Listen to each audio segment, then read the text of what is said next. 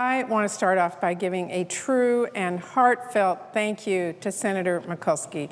There is no denying she is such a strong and steadfast leader on this issue, and we all so appreciate it. So I'm very proud to come to the Senate floor this morning with her and many others to strongly support the Paycheck Fairness Act and to urge Republicans to join with us to pass this critical bill. You know, over the past few months, many of us have stood together to fight back against partisan attacks on policies that impact women across America. Mr. President, we have not started these fights, but we were not going to stand by and watch as others tried to roll back the clock. But every time we stood up to defend women, our friends on the other side of the aisle would jump right up and say we were creating, quote, distractions or manufactured issues. They said we should be focused on the economy, as if we were the ones changing the subject and making the partisan attacks. Well, Mr. President, we are not going to stop standing up for women and families. And to those of our colleagues who claim to be so concerned about the economy and the middle class, now's your chance to prove to your constituents that you really mean what you say. Because the Paycheck Fairness Act is not just about women. And it is not just about fairness. It is about the economy.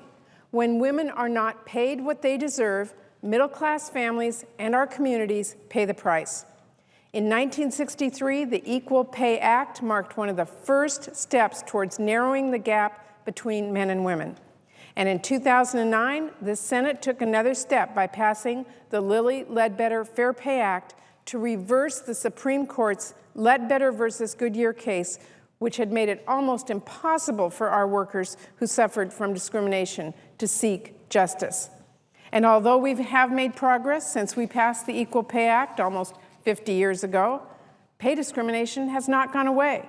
Women in my home state of Washington still earn 77 cents on the dollar. That is a pay gap that averages 11,834 lost earnings in each and every year. That's an extra 90 weeks of groceries or 179 tanks of gasoline. To women in Washington and to most women across America, that's certainly not a manufactured issue. It is very real. And Mr. President, this comes at a time when more and more families rely on women's wages to put food on the table or stay in their homes or build a nest egg for their retirement or help pay for their children's education. The importance of women in the workplace has never been as critical as today, and this has become even more evident in this tough economy.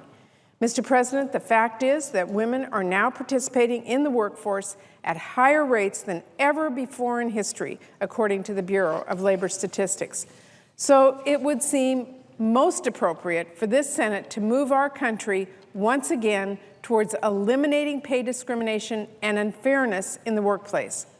The Paycheck Fairness Act that we are going to have a vote on today tackles pay discrimination head on, and it shouldn't be a partisan issue or only a women's issue. It's good for women, it's good for families, and it levels the playing field for businesses in America who are doing the right thing and paying their workers fairly. Mr. President, the Paycheck Fairness Act is good for business too. It recognizes employers for excellence in their pay practices, and it strengthens the federal outreach and assistance to all businesses to help them improve equal pay practices. It is time to address this issue and finally close the wage gap for our working women and their families. You know, I was very proud to stand with Senator Mikulski and other members of Congress and the President as he signed the Lilly Ledbetter Fair Pay Act of 2009 to give women who are victims of pay discrimination the tools they need to seek justice. But our work is far from complete. We are still not yet at the point where our daughters can expect to earn the same amount over their lifetime as our sons. That has to change. And now we need to pass the Paycheck Fairness Act as quickly as possible to keep our nation moving in the right direction. Again, I want to thank Senator Mikulski for her tremendous leadership and steadfastness on this and her hard work to make this a reality for every working woman in this country.